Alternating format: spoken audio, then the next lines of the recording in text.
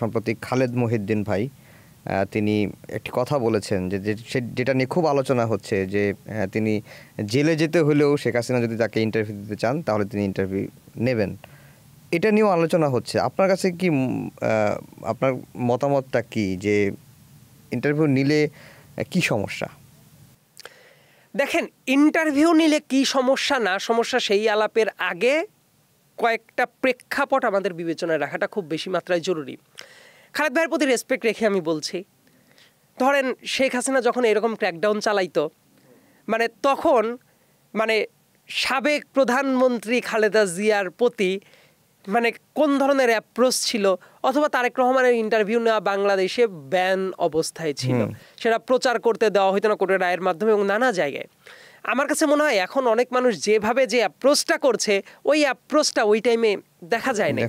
এবং এই জায়গাটাকে যদি আপনি আলাদাভাবে নিয়ে আসেন, এইরকম গণহত্যা চালানো মানুষ এইভাবে কাজ করার ব্যাপারটা, এবং তারপরে যদি দেখা যায় যে সে যা বলতে চাচ্ছে আপনি নর্মাল ভ্যালুতে শুনতে চাচ্ছেন, ব্যাপারটা একটু অকওয়ার্ড লাগাটা খুব স্বাভাবিক। কারণ কি, ঠিক আছে আপনি কাজ করছেন একটা মিডিয়ায়, সাংবাদিক যে কারোর সাথে কথা বলতেই পারে, কিন্তু ব্যাপারটা হইল সে তো এই মুহূর্তে একজন ফিউজিটিভ, রাইট, পলাতক, এবং এটা এভিডেন্টলি সে এই ধরনের গণহত্যা চালিয়ে চলে গেছে, এবং তার আসলে কোনো কথাবার্তা কিভাবে আসা উচিত না আসা উচিত, তাকে কিভাবে অ্যাপ্রোচ করবেন, এটা খুব গুরুত্বপূর্ণ একটা ব্যাপার।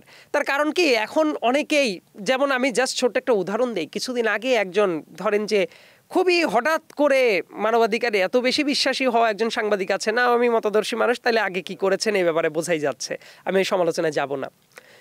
উনি মোটামুটি এইভাবে বলেই ফেলছিলেন যে বর্তমানে জুডিশিয়ারিতে যা চলছে একদম নিকৃষ্টতম অবস্থা, এরকম খারাপ টাইম কোর্ট চত্বরে কোনোদিনও দেখা যায় নাই। তারপরে আমি তাকে আস্তে করে মনে করিয়ে দিলাম যে এই বাংলাদেশে ওই জুডিশিয়ারি দেখতে হয়েছে যে জায়গায় কোর্টের শর্ট আদেশ কয়েক মাস পরে চেঞ্জ হয়ে গেছে, যেটার মাধ্যমে বাংলাদেশে ডেমোক্রেসিকে পুরাপুরি হত্যা করে স্বৈরতন্ত্রের বীজ বপন করে দেওয়া হয়েছিল। এইটা ছিল সেই জুডিশিয়ারি দেশে ভাই চিফ জাস্টিসকে অস্ত্রের মুখে দেশ থেকে তাড়ানো হয়েছে। ওইরকম অবস্থা এখন নাই। খেয়াল করে দেখেন, ওইগুলা তাদের নজরে কখনোই লাগে নাই, কিন্তু এসে হঠাৎ করেই অনেক কিছু লাগছে। কিন্তু আমি বলছি না যে বর্তমানে যা চলছে A1 অবস্থায় আছে, না, আমরা তো কন্টিনিউয়াসলি এটাও ভালো করতে হবে, এই অবস্থাও চলতে পারে না। তো এখন হঠাৎ করে তাদের ফ্রেমিং যদি এইরকম হয়, এর আগে উনি ছাত্রলীগের পলাতক সভাপতি সাদ্দামের ইন্টারভিউ নিতে গিয়েও সমালোচিত হয়েছিলেন। ওনার অ্যাপ্রোচটা দেখে আমার কাছে মনে হয়েছে উনি খুব কুলভাবে ব্যাপারটা হ্যান্ডেল করার চেষ্টা করছে, বাট এইটা আসলে ততটা কুল লাগে নাই।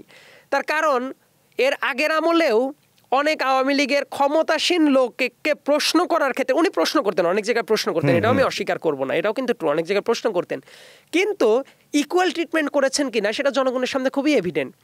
সালমান এফ রহমানের ইন্টারভিউ নেওয়ার সময় যতটা হাম্বল, অন্য একজনের ইন্টারভিউ নেওয়ার সময় ঠিক ততটাই একই স্কেলে একই রকম হাম্বল ছিলেন কিনা এই ব্যাপারটাও ভেবে দেখার দরকার আছে।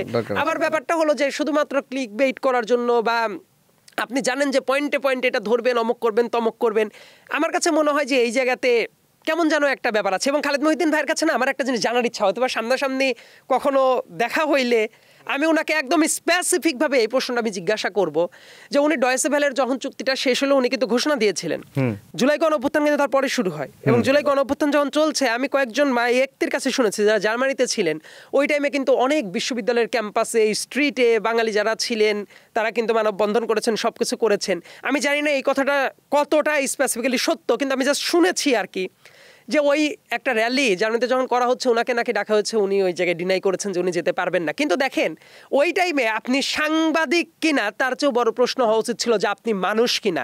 আপনি যদি মানুষ হন আপনার মাথায় রাখা উচিত ছিল যে ওই জায়গায় আপনার পক্ষ নিতেই হবে, কারণ একই সাথে দেশে একটা ফুল স্কেল গণহত্যা চলছে। লেটসে পাকিস্তানের সাথে যখন বাংলাদেশের যুদ্ধ চলছিল, যখন পাকিস্তানের সেনাবাহিনী এই জায়গায় ফুল স্কেলে গণহত্যা চালাচ্ছিল, তখন যদি যারা সরকারি চাকরি করে তারা যদি কেউ মনে করে যে ঠিক আছে আমি সরকারি চাকরি করছি, চুপচাপ বসে থেকে পাকিস্তানের পক্ষ নিয়ে চুপচাপ বসে থাকি, ঠিক আছে, লিগ্যালি আপনি পাপ করছেন কি করেন নাই সেটা পরের হিসাব, কিন্তু মোরাল হাই গ্রাউন্ডে আপনি আর ওই জায়গাতে থাকতে পারেন না।